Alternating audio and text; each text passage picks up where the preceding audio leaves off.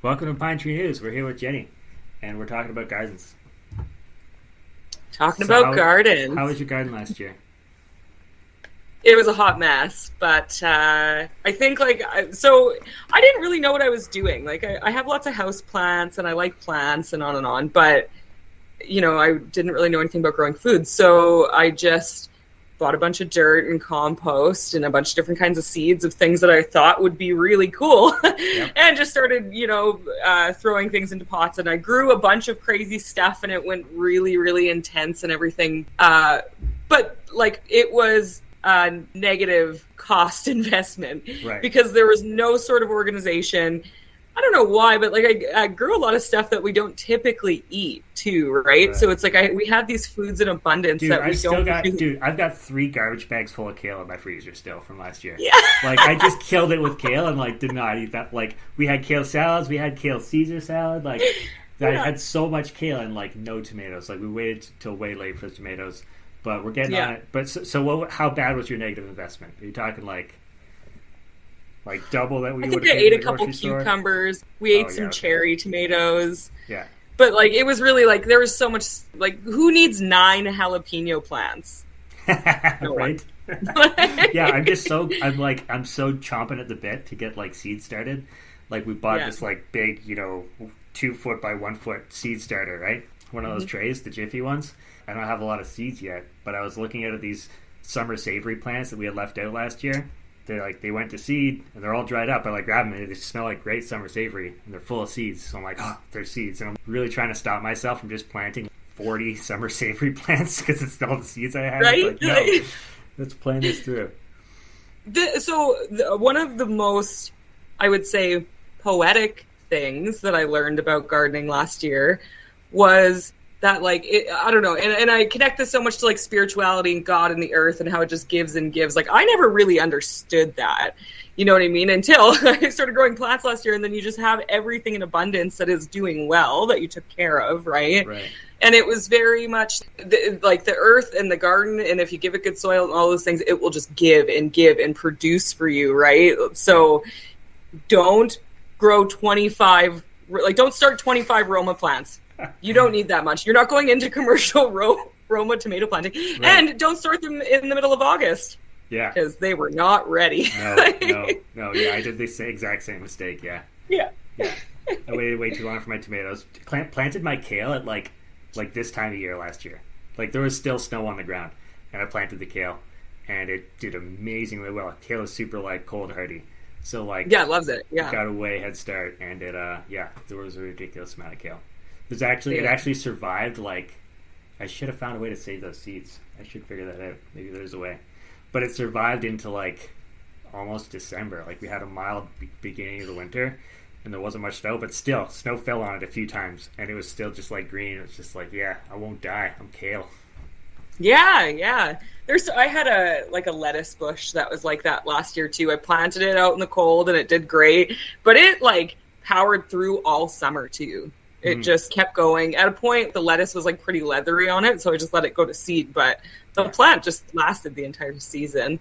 Yeah. The other big thing that I've been reading about in the last couple of days is companion planting with flowers. Mm-hmm. We have these they look like white little butterflies, but when they land, they're actually a caterpillar, and they just love spinach. And I was not able to eat one piece of spinach out of the garden, because it's as soon as it got to the point that it would be good, it would just get attacked, right? And I don't want to use, I was reading this article about how soil is like our gut biome, right? And it's so important that you put all the good bacteria and stuff like that in the soil, just like you would your own body. So I want to be very cautious about putting any sort of chemicals in my garden this year too. But marigolds, I guess, are just supposed to be amazing for everything. Oh, cool. Certain fragrant things keep away bugs. Yeah. For different reasons, because they have different chemicals, or they put different things into the soil as well, right?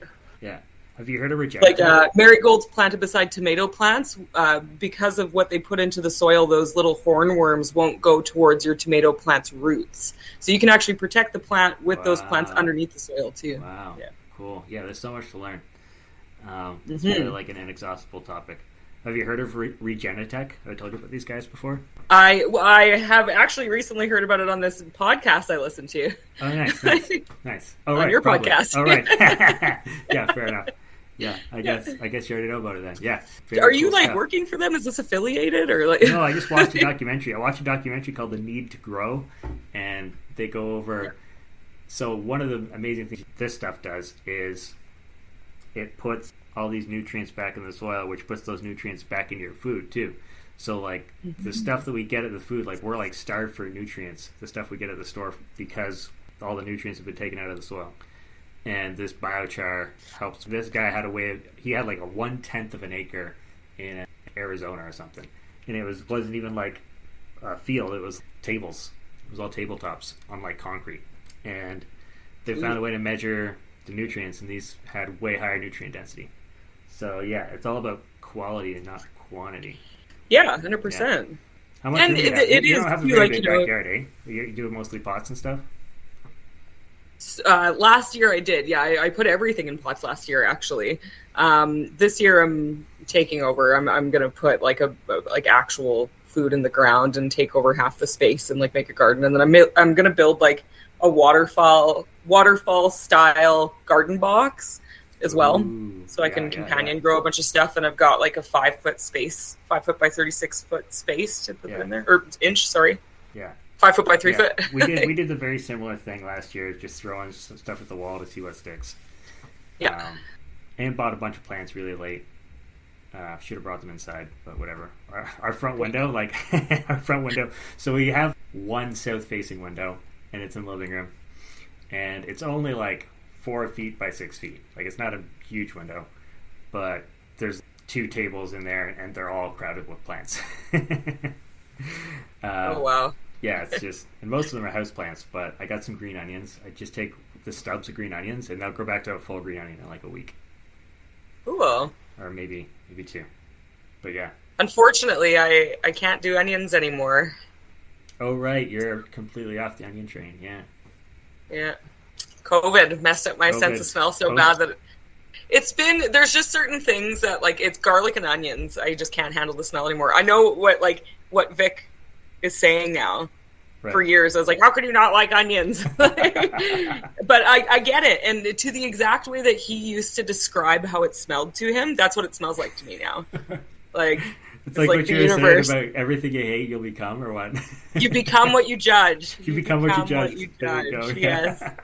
I have an onion tattooed on my wrist. So that's how much I used to die hard for onions. Yeah, now I hate them. If I walk into a restaurant and almost every restaurant I should say you walk into smells like garlic and onions. Yeah.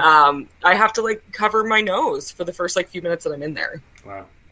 Yeah, when I was working at the golf course, we do pasta night. You cook pasta live in the pan. Everything would be out and ready, and you could wait there for an hour. Nobody would show up. And then you fry garlic and butter up, and then everyone's lined up for the pasta. Yeah. Something triggers. Yeah. Or that old Ukrainian Not me saying, anymore. What was it? Fry garlic, onions, and butter, and then decide what you're going to have for supper. That used to be me. Yeah. I don't think I ever started anything without even if I wasn't going to put anything else in pasta or something, I would always use onions. It's just such a. But I think that's part of it, right? You're just always learning. Every time that you are strong in a conviction, I feel the universe has to teach you that you don't know anything. You're just no, slow down. Yeah, if you're judging something real hard, it's gonna come back around somehow. Yeah. And my life is shrouded in humor, so it's always. So today I went to church. Not something I do often, but I went to this church and I got a tea. And we're you have to stand because there's a concert going on, and I kicked my tea over, and said "fuck" really loud, and it was right when the music had kind of stopped for a second, and the people was oh my god, I was Jesse, what do I do? Oh god, just an awkward silence, and you say it too. Oh, okay. Well, there was a concert going on, so it all kind of kicked back up. It was oh my god, I wonder how many people heard that. Right? It was get out of here. And it's funny because at the time I was thinking about witchcraft right in that moment. I know it's so weird, but it was just such a weird thing. I don't know. I feel it's just whatever's going on, the universe is always there to just kind of make me remember that it's all a big joke anyways. Yeah. Don't take yourself too seriously. Right. But people who take themselves seriously, some Christians definitely are on that list. As someone who grew up in the whole Jehovah's Witness culture, it was like they're really hoity-toity in a spiritual hoity-toity way. You know what I mean? It's like they think they're better, but they're really like understated and have a bunch of weird language to express their betterness. Whereas rich people are just like, oh, look at all my rich stuff. This is how that's how they express their superiority complexes. But Jehovah's Witnesses, they're like, oh, they're worldly. Worldly is a bad word. I realized when I got into like worldly is not a bad word in the world. You know? In the world. But they consider themselves separate from the world, you know? I don't know. This church is like they basically just like put on like a rock concert for like half an hour, and then they get up and they like, you know, get all jazzed up and talk about Jesus. It's all very high energy. Mm-hmm. But as I said, it's non-denominational. So it's like there's nothing like, you know, I'm okay with going like, you know, once a month and every whatever, like with the fam, because they like it, and Jackson gets to go do the kid stuff where they basically just, you know, play games and like eat pizza. Yeah. And then we go, and I don't know, it's fine. Like, I'm very connected to God, but I have a hard time connecting to God in a church. I find. Right. You know, you want to I like can float in the river and feel a lot more connected to God.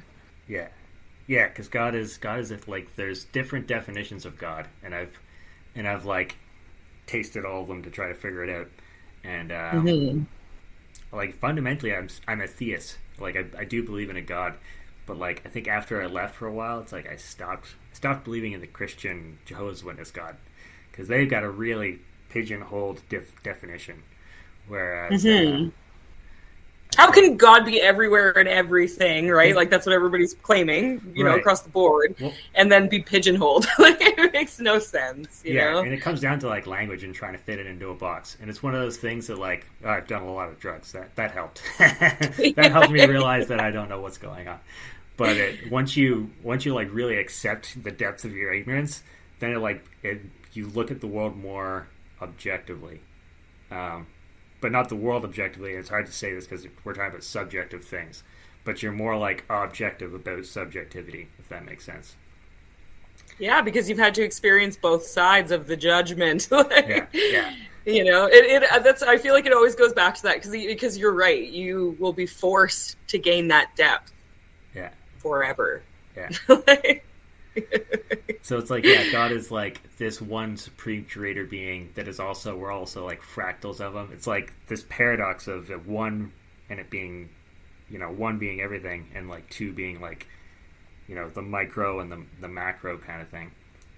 You got like the scales of it. You got like the, let's say, multi-dimensional prime creator, like the prime creator, and then you got like universal prime creator, galactic prime creator, and then solar prime creator, maybe, I don't know. But and then you've got all these little fingered prime creators that are like humans, you know. Yeah 100%. I don't know, there's got to be different levels. I just think that I'm not like I feel really like I've always felt like spiritual, I guess, like I feel connected to God and all that good stuff, but maybe I don't necessarily think that's like, you know, it's not my job to figure it out while I'm here, you know? Yeah. I think I'll always be a little witchy myself, honestly. So I'm just more into that. Like, I like meditation and, you know, looking for rocks outside and just generally being outside, you know? Actually, funny, I was at Vic's just the other day, and he had, like, right before I left, he was like, oh... He's like, do you know what grounding is? And I was like, you mean walking around barefoot outside? He's like, yeah. I was like, okay. I was like, I do. It seemed like such a weird thing for Vic to bring up, right? Right. And then he was telling me all about these grounding mats that he bought and how amazing they've been for his health and all that kind of stuff. Like, that seems like, to me, like that is more like spiritual, right? Like, and it's true scientifically, like grounding, right?